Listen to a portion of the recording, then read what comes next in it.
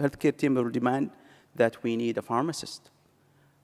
And then we will have complete spectrum of acute and chronic therapy, outcomes-driven, sophisticated automations, and so on. The world has a habit of going on, and the world has a habit of leaving those behind who want to go with it. This is deserts. Saudi Arabia, 70 years ago. The Gulf, few people live. Who want to live in the middle, central Saudi Arabia 70 years ago? It's very harsh, very difficult, hot, very little water, and only desert. Somebody can change that desert. It did. We have visionary people.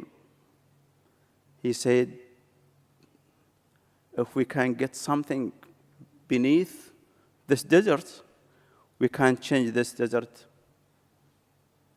to this green fields. You don't only change it to green fields. You only grow tulips. We grow tulips in Tabuk. Imagine we send them to Holland.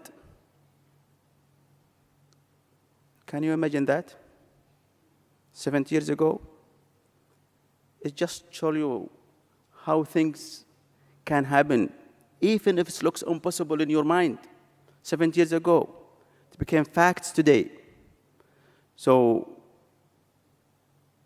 we can lead the change that we believe in, or we can just position ourselves to be forced to accept the change. We're being put us by the others. This is the worst situation you put yourself in. You have the choices. Either you lead the change to a better future and doesn't end, or it will be forced on you. The choice is quite clear.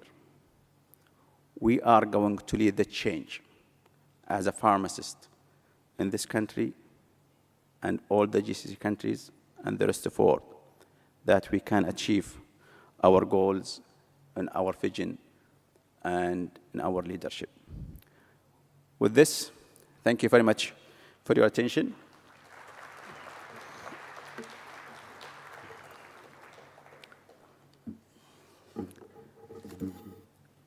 If you allow me now, as the chair of the session, I will introduce our next speakers. He's Professor Muhammad Azmi Hasali, a well-known colleagues to people who are attending these conferences. Dr. Azmi, he will talk about the leadership skills needed. And very brief, because of the sake of the time, he's a pharmacist. He worked hard to spread the message of social pharmacy and pharmacy practice. He is a good researcher. We just congratulate him. He's just been promoted to professorship last month.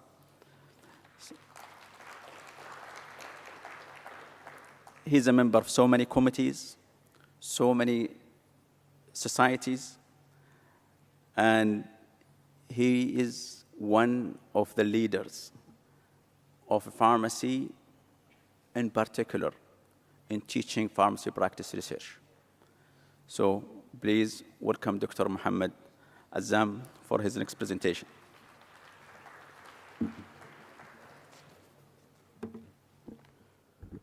Right. Thank you very much to Professor Salih Bawazi for that kind introduction. And first of all, I would like to thank the organizing committee. I think this is my third time coming to Oman, and I would like personally to thank Madam Nusaiba and also Madam Sarah, for inviting me to be here again, right? So I've been given this particular topic, leadership skills in pharmacy practice, why it's needed, right? I think Prof. Saleh Bawaze have given you a very good definition of leadership and so on and so forth. And remember, there's no other profession in the field of medicine or healthcare professionals which have transformed tremendously like the pharmacy profession. And I think all of us who are here need to be proud to be a pharmacist. And the concept of leadership and pharmacy practice cannot be separated, right? And in my presentation, I will basically cover the transition in pharmacy practice over the years, and the definition of pharmacy leadership. I will add on to the discussion which has been made earlier by Professor Saleh Bawaze, and why leadership in pharmacy profession and practice is important. And I give you a case study on pharmacy leadership. This is the actual case study from Malaysia, and some take-home messages, right? And if you look, the transition in pharmacy practice over the years, right? Since the early 80s, late 80s, from the manufacturing until to the future direction now, we are talking about specialization services.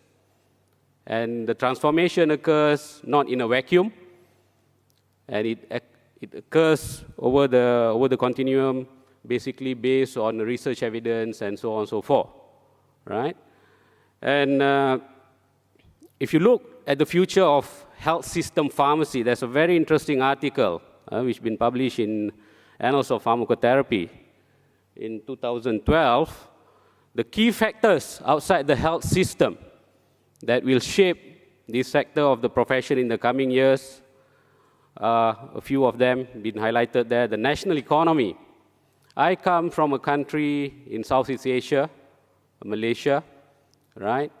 We have a very prosperous economy, but now we are facing some challenges, right? And I'm sure that even in the Gulf country, no matter how rich you are, you know, you will have the pinch of economic in the years to come. So we really need to strategize ourselves how to embrace the challenges of the economy of the country in terms of provision of healthcare, right? National politics, this is another big issue, right? Whenever you try to touch any issues related to healthcare, for example, you know, you really need to be careful in terms of politics as well, right? And of course, the third one, the debt of the government. Many countries are facing a hard time nowadays because the debt is keep increasing, and how we want to use the scarcity of resources to the best of use. That is another major challenge, right? And economic globalization. We are talking about harmonization and so on and so forth. This is also another challenge that we need to face in terms of the provision of pharmacy services in future. Healthcare reform. Many countries nowadays are talking about healthcare reform. If you read New England Journal of Medicine, every issue they will talk about healthcare reform. My colleagues from US, I'm sure you are much more well-versed about all the Medicare reforms which is taking place, the Obamacare and so on and so forth. I keep track on all that as well. It's quite interesting to follow their development as well, right? And trends in the development and the use of medicines. I think just now Prof. Saleh did highlight. There's a lot of new agents coming into the market, and it's not cheap, right? I was talking to one of my colleagues from Saudi. He was telling me, oh, pharmacoeconomics is not important here. We can buy whatever we want. I want to see until when they can afford to do that, right? So, are we just happy to be a drug expert? This slide is actually drawn by one of my students, right? In Malaysia, just for your information, we don't have dispensing separation like what other countries have. You go and see general practitioners. The general practitioners will diagnose and give you a prescription, which you need to fill that prescription from a community pharmacy. We don't have that system yet in our country. So the GPs, the general practitioners, are still giving medicines, right? And the pharmacies, community pharmacies in Malaysia, I will be sharing more about this in my forum this afternoon, right? And community pharmacies in Malaysia, which the numbers currently at around 2,200 compared to our GP clinics, more than 6,000, are facing hard time, right? So we want dispensing separation to be there, but dispensing separation won't come as easy as what we perceive, right? So if you look at this photo here, a TV repairer will always charge about 100 Malaysian ringgit. That is roughly about 11 Omani Rial for any services they need to do for the TV repairing services. A clock serviced, let's say you have a grandfather clock, and if it's something wrong with the clock, and if you bring to any of those repairmen, it will cost you about 50 ringgit. That is roughly about 4 Omani Rial, right? But if you go and see pharmacies, everything is free, right? And then the pharmacies are crying there, you know, oh, we don't been kind of like, we don't have a very good remuneration and so on and so forth. This is another challenge. So we need practice evolution from drug expert to health advocate, from product pusher to solution provider, and being a key player in the healthcare team. So how to achieve this? It's all based on a good leadership, right? A quote to ponder. I'm sure my American colleagues know Henry Manissi very well, right? Henry is kind of a mentor to me as well. In fact, just to share with you, I think yesterday Christine did give a very good talk on ASPH. Professor Albert Wertheimer, he's my thesis examiner, my PhD thesis examiner, and he's my mentor as well, right? So Henry Manissi is the former CEO of American Society of Hospital Pharmacy. He did mention, redefining care models for pharmacies will not happen if we continue to simply do more what we have been doing and deploying our scarce resources in the same way. It's time to be bold and forceful in our action. We need a revolution of the thinking in pharmacy practice that put us forefront of patient care. This goes back to the concept of vision, which Prof. Salih Bawazi had mentioned earlier on. Pharmacy leaders need to have good vision, right? And the role of 7-star pharmacies, which has been advocated by WHO, right? From all the components, leader is one of the components there. So that's why I said you cannot separate leadership and pharmacy practice, right? It's embedded as part of our professional obligation, right? And the habits of successful pharmacies. Just now, Prof. Saleh did show one of the slides by William Zelma, another one of the famous pharmacy leader from US. So he came up with a very excellent paper, The Habits of Successful Pharmacies. Basically, there are 3 in principle: the habit of empathy. You know, if you want to win the heart of your patient, you need to be empathy towards them. Put it that way. The habit of translating complexity into simplicity. I see many pharmacies, they don't have this ability because we've been trained in a very technical form, right? And when we relay that information, we need to translate whatever the complexity into simplicity. And the habit of recognizing and acting on the obvious. This is very, very crucial. Clinical pharmacies, especially if you go to ward, you see something, some error occurs, you need to act upon it. You know, so these 3 elements are very important elements to practice as a successful pharmacist in future. All right? And definition of leadership. I won't be delving too much into this because Prof. Salih Bawazi have mentioned that. But if you look at the literature outside there, it always tells you about what leaders do and what is leadership all about, right? And this is from the definition from the Oxford definition. And basically, pharmacy leadership, a simple definition. There's a very interesting article by Summerfield, which has been published in American Journal of Health System Pharmacies in 2014, just last year, right? Basically, each of the definition contains 1 or more or 3 attractive thematic elements, right? So when we talk about pharmacy leadership, it has an element of a democratic component, conveying that the leader works to achieve a common goal, one of the jointly convinced, at least jointly agreed on, a collegial component, the notion that the leader influences rather than dictates throughout the process, imparting a respectful and unifying approach. So a leader needs to bring all together. It's a challenge, right? It's a challenge. And enhancements of component, conveying that the result represent and improve current state. So a leader should be able to do all this. And leadership in pharmacy practice context, right, is about vision, direction, strategies, motivating and inspiring. The word inspiring is very, very important. You always need to be able to inspire your team to achieve the objective of the patient care, right? And the success of the current pharmacy practice model and the successful implementation of future model rests on the ability of the members of the profession to influence others. I think Prof. Saleh did mention a leader should be able to influence people. That is very, very important. So, in the complex and evolving healthcare environment, leadership from pharmacists is required to promote and advance the profession and our own care for the patient. So, put it this way, leadership is a professional obligation. It's a must, and we must embed that in our daily activities. And the differences between leader and manager, at most of the time, what I've seen, even in Malaysia, majority of the practicing pharmacists, they put themselves as a manager rather than a leader. So this slide here shows the clear-cut differences between the two roles, right? So for a leader, he need to have a vision setting, the direction and implementation change of an individual, family and community or organization.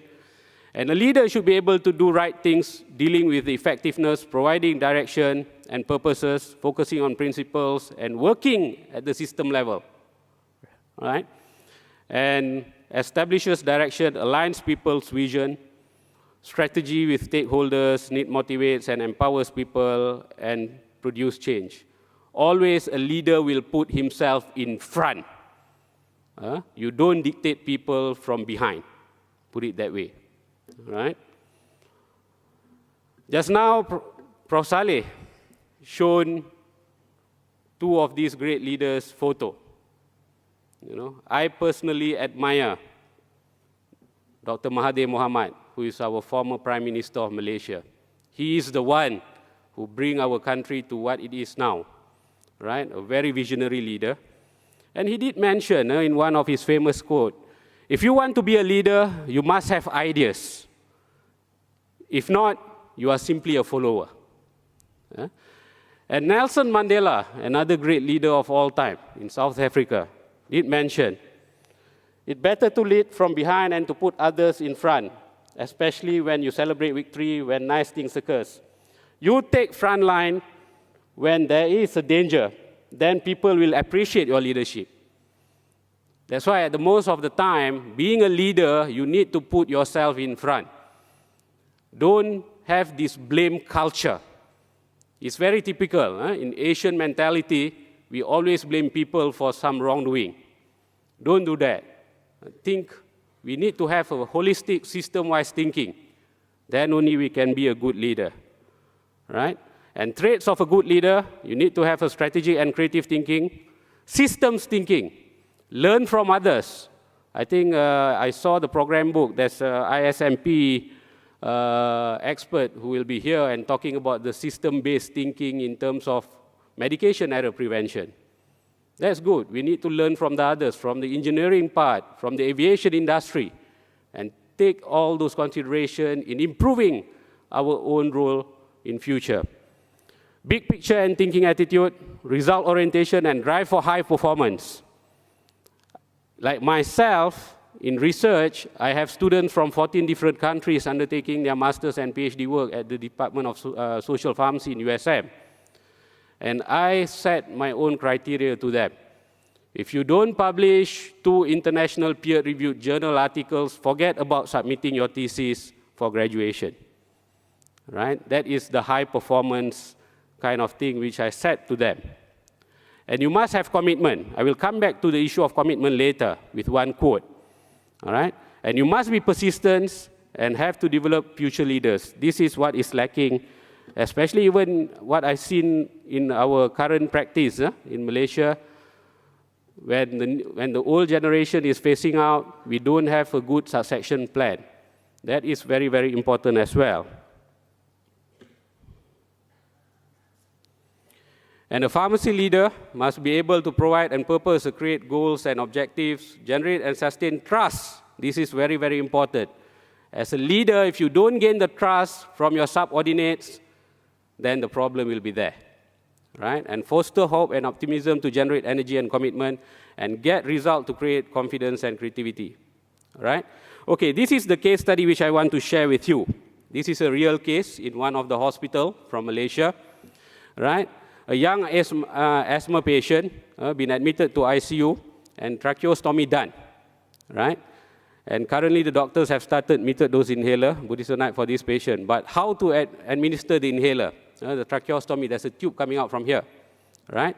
And the physician referred this case to the clinical pharmacist. He asked the clinical pharmacist to handle it, right? Because he said that, I don't know whether the availability of any connector or Y tube to administer the metered dose inhaler directly to the patient lung. And how does a clinical pharmacy leader handle this situation, right? So this is the tracheostomy, and there's a tube coming out, and you need to use the metered dose inhaler to administer the drug, right? So this is the actual patient. Leadership qualities in handling the situation.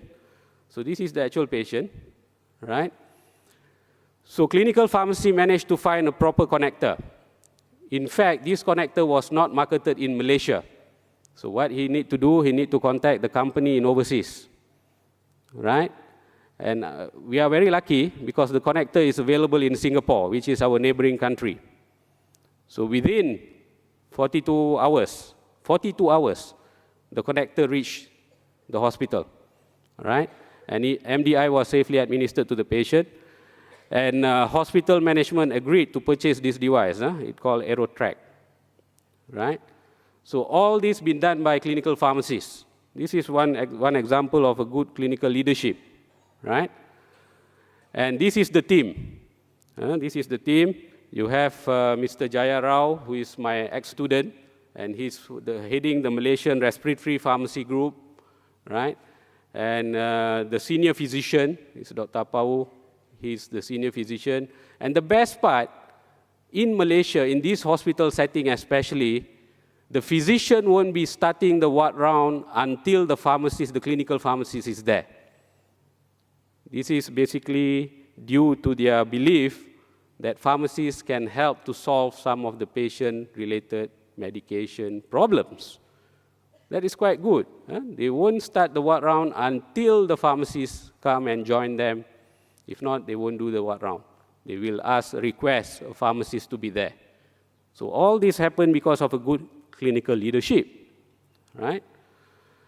And another quote to ponder, it's not the strongest of the species that survives, not the most intelligent, but the one most responsive to change. A leader needs to have this ability as well. And Albert Einstein, that photo is actually I took in Berlin when I went for a conference there, right? The leader is one who, out of the clutter, brings simplicity, out of discord, a harmony, and out of difficulty, opportunity. So this is quite an important element as well, right? So final quote of worth thinking. This quote is actually from Emeritus Professor Lloyd Sampson, who is one of the key pharmacy leaders in Australia. He's my PhD mentor, and in the year 2009, he gave me a book which he's written about Australia pharmacy law and practice. So I was reading his foreword of this book, right? So it was quite interesting. I took a paragraph of this foreword and I put it here for all of us to take back as a message. A knowledge and appreciation of all legislative instruments and professional standards impacting the pharmacy practice is a prerequisite for any pharmacist. However, knowledge itself